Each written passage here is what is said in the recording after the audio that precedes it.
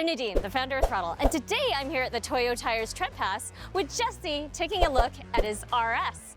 But is it an RS, Jesse? Is it a Ford RS? What have you done here? Well, we kind of built a montage of cars, okay? So what we did is we took the North American version of the XR4Ti Merkur, and then we used the heritage from the RS cars in the UK, and then blended them together in what we call the modern Resto Mod of it.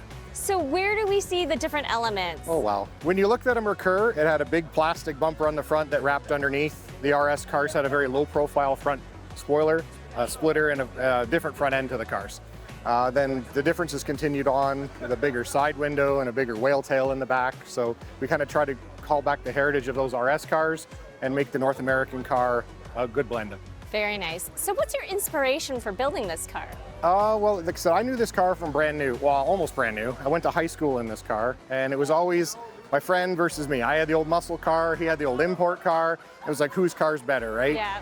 That muscle car's gone and this car's still here. So that's where the inspiration came from. So the sentimental part of it, we have to have a reason to do everything we do, so we got caught up in it. Every car has a good story. Okay, let's take a look at your interior. Let's go this way. Wow, is that an RTR wheel? Yeah, it's a fun area, for sure. Okay, all right. So what have you done in the fabrics? Because this is very well matched with your color. So this is not original, is it? No, not at all. The interior is original panels, but we wanted to pull that 80s theme where they had the inside color matching the outside color. And this Recaro came up on eBay and we're like, buy it now. So it just blended so well. It worked out beautifully in the car. Most of the interior, like I said, is original trim panels, dash, door panel, back seats. Yep. The front seats are out of a new Focus RS, so we shaved the bolsters down and made them look more vintage, and then that way we felt really good about putting Recaro back on the interior. I love the pops of orange. So they're subtle, but you can definitely see them. Let's talk about the color, because it is a very unusual matte color. Where did you get this from and what is it called? It's called Ford Area 51 Blue. So it came off the Broncos, the Raptor pickup trucks, and when we started the build, the color was just coming out because we've been working on the car for 3.5, almost 4 years. And we really liked the RS cars. Originally had a moonstone blue on them, but we didn't want to go all the way back with a fancy metallic paint job. We always intended to have it like very subdued and have some 80s kind of neon going on. So we did a custom mix of the moonstone blue, took the metallic out, and it ended up being half a shade of this one. And then when this color came out in my head, I'm just like, damn, this is gonna look cool. It's beautiful. So looking at this is not stock, is it? So it's kind of close. It's the next generation of this body style.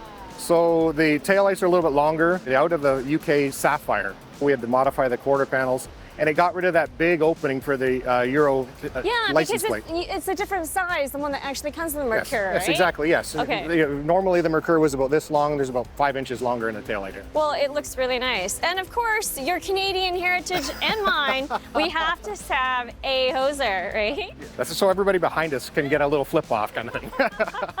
Exactly. Well, I'm part British too, so I can definitely appreciate the British throwbacks. Which, do you want to tell us about the Aero here? Well, the wing is, again, another thing from the RS cars. So the Merkurs in the earlier generation had a biplane wing. So it had one low one at the back and a shorter one up top. So it was a biplane. But in the UK, they raced these cars and they had used it for improved downforce. And we really like the wing. So we have an original RS 500 wing. We molded this wing to it and then get a little bit of mods to it and fit this to the car. So anything else you want to tell us about the car? Oh, wow. I mean, it's 4 inches wider than stock. It's all done with the body kit. We tucked the bumpers, we lowered the front end, and we used the body kit to lower the car. There was only so much that we could do for lowering this thing and still get the powertrain in it. So yeah, we just went wide with the body kit and lower with the body kit. Horsepower, what does it do? The Ford EcoBoost is about 450, 475 horse. Very nice. Do you mind if we take a look under the hood? No, sure, no problem. But what we did is we took the 2.3 iron out of it, the old Lima motor's gone, and we put in the EcoBoost originally, that we took out of a 2016 Mustang. And then Ford got wind of the build that we were doing and partnered up with us. So we put an EcoBeast engine block in it. So it's all Cali's rotating assembly. Everything is billet internals, new camshafts, bigger throttle body, bigger turbo, and then we stuffed it all back in the car.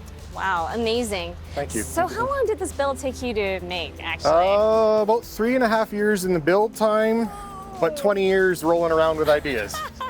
So Jesse, thanks so much for putting your car on the Throdle lab. For all of the people who are watching, if you want to look more at his specs, you can definitely see it on there. Otherwise, you have a website that people can get in touch and find out more? Yeah, we have jhresto.ca. You can find us on any of our Instagram or Facebook pages. Awesome. Well, thanks very much for watching, and catch Jesse on Throdle as Throdle's fueling connections and driving experiences.